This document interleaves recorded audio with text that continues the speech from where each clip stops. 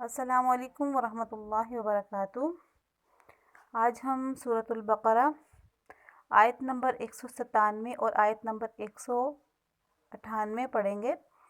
پہلے ہم لفظی ترجمہ، پھر بامحاورہ ترجمہ اور پھر مختصر تفسیر پڑھیں گے۔ تو چلیے شروع کرتے ہیں۔ اعوذ باللہ من الشیطان الرجیم، بسم اللہ الرحمن الرحیم۔ الحج اشہر معلومات، الحج حج، اشہر مہینے، یعنی حج کے مہینے، معلومات معلوم شدہ ہیں، معلوم ہیں، متعین ہیں، یعنی متعین مہینے جو ہیں حج کے وہ معلوم ہیں، یعنی یہ سب کو معلوم ہے کہ حج کے کون سے مہینے ہیں۔ فمن، پس جو کوئی بھی، فرض کر لے، لازم کر لے، فیہن ان میں، یعنی ان مہینوں میں، فمن پس جو کوئی شخص فرض کر لے، لازم کر لے، فیہن ان مہینوں میں، یعنی اپنے اوپر فرض کر لے، اپنے اوپر لازم کر لے، یعنی ٹھان لے یہ کہ اس میں ان مہینوں میں حج کرنا ہے اس نے، فیہن الحج ان مہینوں میں حج کو، پس جو کوئی شخص ان مہینوں میں حج کو فرض کر لے، لازم کر لے، فرض کا معنی لازم بھی کہہ سکتے ہیں، فلا پس نہیں ہے، رفث کوئی بے حیائی کرنا، یعنی پھر اس پہ کیا لازم ہو جاتا ہے کہ وہ کچھ بے حیائی کا کام کوئی نہیں کر سکتا، کوئی فحش بات نہیں کہہ سکتا، ولا فسوق، اور نہ ہی نافرمانی کرنا، یعنی یہ بھی لازم ہو جاتا ہے کہ وہ اللہ تعالیٰ کی کوئی نافرمانی نہیں کرے گا، کوئی شریعت کے خلاف بات نہیں کرے گا، کسی قسم کی بھی حکم عدولی اللہ تعالیٰ کی نہیں کرے گا، ولا جدال، اور نہ ہی جھگڑا کرنا، فی الحج حج میں، اور حج کے دوران یعنی وہ کوئی جھگڑا وغیرہ بھی نہیں کر سکتا۔ یہ اللہ تعالیٰ کی طرف سے ہمارے لیے ایک امتحان ہوتا ہے حج کے دوران میں، یعنی حج یا عمرہ کے دوران میں جب انسان احرام باندھ لیتا ہے ان مہینوں میں، یعنی احرام باندھنے کے بعد اپنے اوپر حج جب وہ لازم کرتا ہے تو احرام باندھنے کے بعد یہ جتنی بھی شرائط ہیں یہ لاگو ہو جاتی ہیں۔ وما تفعلوا، اور جو کچھ بھی تم کرتے ہو یا کرو گے، من خیرن بھلائی سے، یعنی کوئی نیکی جب بھی کوئی کرو گے تو یعلمہ اللہ، اللہ تعالیٰ اس کو جانتا ہے، اور تم جو کوئی بھی نیک کام کرو گے اللہ اسے جان لے گا۔ وَتَزَوَّدُوا، اور تم زیادہ راہ پکڑو، یعنی حج کے دوران زیادہ راہ پکڑنا کیا مراد ہے، یعنی سفر کا سامان لے جایا کرو، یعنی سفر کا جو سامان ضرورت کی جو چیزیں ہیں وہ ساتھ لے جایا کرو۔ فَإِنَّ، پس بے شک، خیر الزاد التقویٰ، بہترین زیادہ راہ تقویٰ ہے۔ زیادہ راہ ہماری زبان میں بھی اکثر استعمال ہوتا ہے، یہ اردو کے استعمال شدہ لفظ ہے جو اکثر بولنے میں آتا ہے، تو اس سے مراد زیادہ راہ ہے۔ اللہ تعالیٰ فرما رہے ہیں کہ زیادہ راہ پکڑ لیا کرو، سفر کا سامان ساتھ لے جایا کرو۔ فَإِنَّ خَيْرَ الزَّادِ التَّقْوَىٰ، بس بے شک زیادہ راہ یعنی سفر کا سامان، بہترین سامان تقویٰ ہے۔ وَاتَّقُونِ یا اُولِي الْأَلْبَابِ، وَاتَّقُونِ، اور تم مجھ سے ڈرو، نون ذریعہ نہیں تھا، یا متکلم حذف ہو گیا ہے یہاں پہ لیکن ترجمہ واقعی ہے، اور تم مجھ سے ڈرو، یا اولی الالباب، اے عقل والو، یا اے اولی والے الباب عقل، اے عقل والو، اللہ تعالیٰ فرما رہے ہیں کہ عقل والو میری نافرمانی سے ڈرتے رہو، یعنی مجھ سے ڈرو سے مراد یہی ہے کہ میری نافرمانی نہ کرو، جو حکم دیا گیا ہے اس کو پورا کرو۔ اب یہاں پہ جو لکھا ہوا ہے حج کے مہینے معلوم شدہ ہیں، تو اس سے مراد یہی کہ حج کے روانہ ہونے سے پہلے یہ ہوتا تھا کہ کافی دیر پہلے ہی نکلنا پڑتا تھا۔ اب ہم تو بہت دور ہیں لیکن اس کے باوجود بھی جب ہم نے حج کے لیے جانا ہوتا ہے تو کیونکہ جہاز وغیرہ کا سفر اب ہو رہا ہے اور اس زمانے میں بہت آسان ہو گیا ہے، جس کی وجہ سے ٹائم بہت کم لگتا ہے، لیکن پہلے یہاں پاکستان یا دوسرے ممالک سے جانا بہت مشکل ہوتا تھا، تو اللہ تعالیٰ نے جو حج کے مہینے متعین کر رکھے ہیں، یعنی حضرت ابراہیم علیہ السلام سے لے کے حج کیونکہ ہو رہا ہے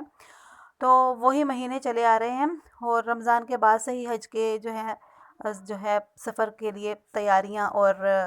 شروع ہو جاتا ہے، یعنی کہ عزم شروع ہو جاتا ہے اسی وقت، تو وہ اللہ تعالیٰ نے ان مہینوں کو حج کے مہینے کہا ہے، یعنی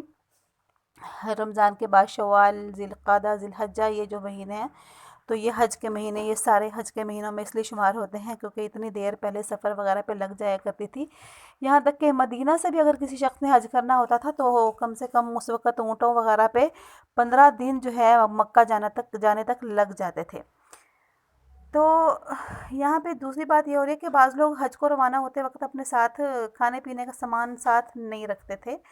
ان کا کہنا یہ ہوتا تھا کہ ہمیں اللہ تعالیٰ پہ توکل ہے، ہم اللہ پہ بھروسہ کرتے ہوئے حج کے لیے جا رہے ہیں. تو لیکن جب راستے میں کھانے کی ضرورت پڑتی تو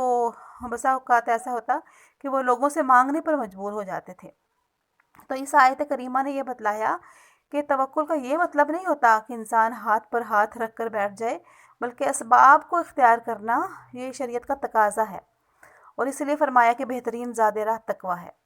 یعنی وہ زاد راہ، وہ سفر کا سامان کہ جس کے ذریعے انسان دوسروں کے سامنے ہاتھ پھیلانے سے محفوظ رہے. یعنی یہ بھی جو ہے انسان کو اپنی انا کا خیال اور اللہ تعالیٰ کی رضامندی جو ہے وہ حاصل کرنی چاہیے کہ ہاتھ نہ پھیلایا جائے، کیونکہ اللہ تعالیٰ کو ہاتھ پھیلانا پسند نہیں ہے.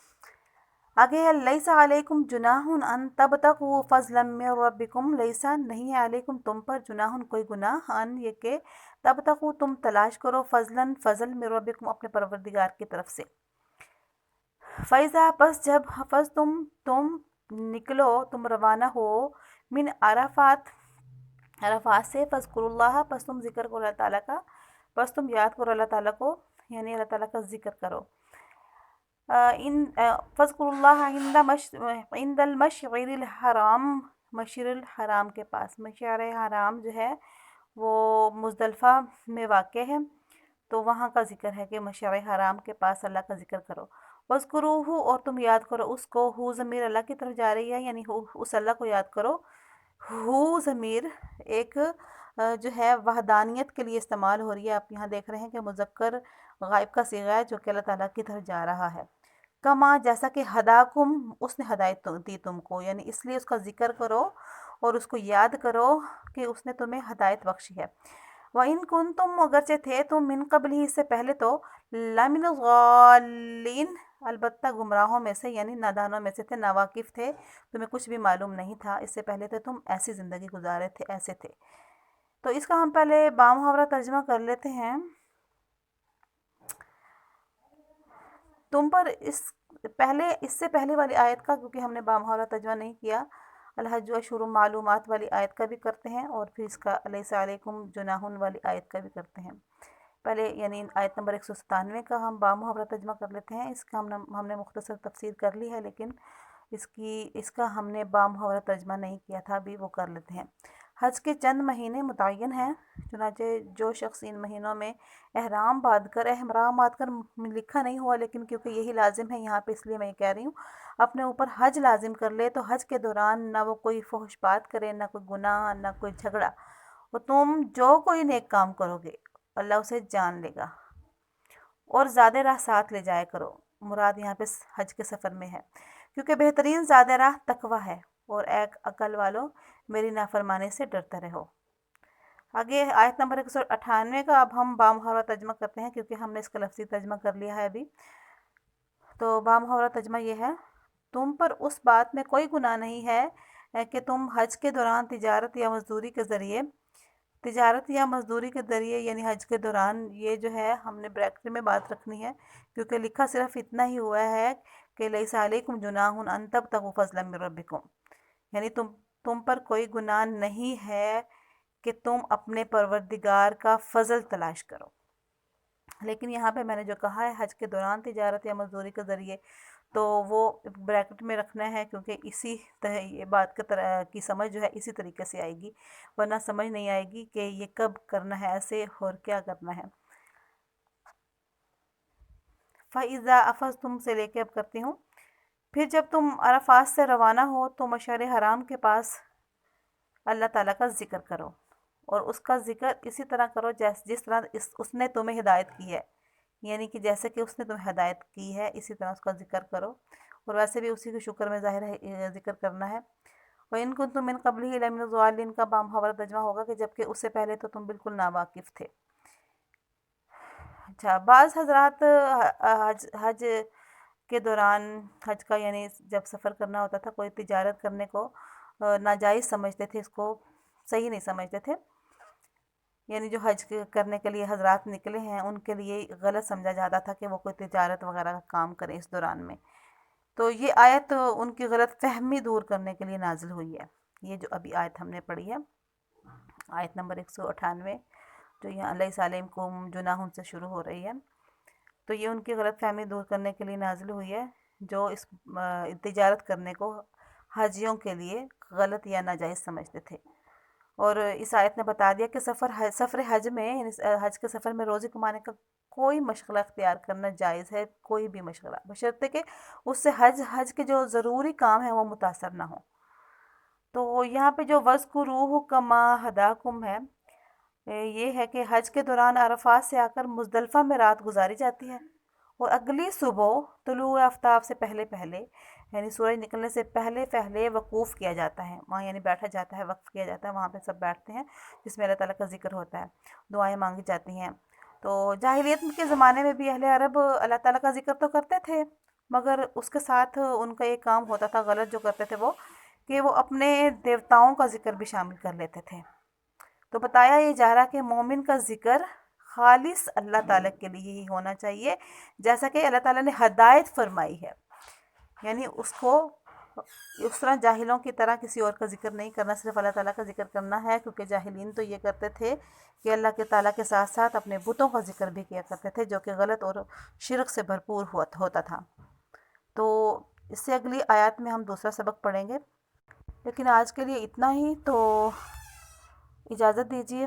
انشاءاللہ تعالیٰ کل اگلی آیات کو لے کے حاضر ہوں گی۔ اللہ حافظ، السلام علیکم ورحمۃ اللہ وبرکاتہ۔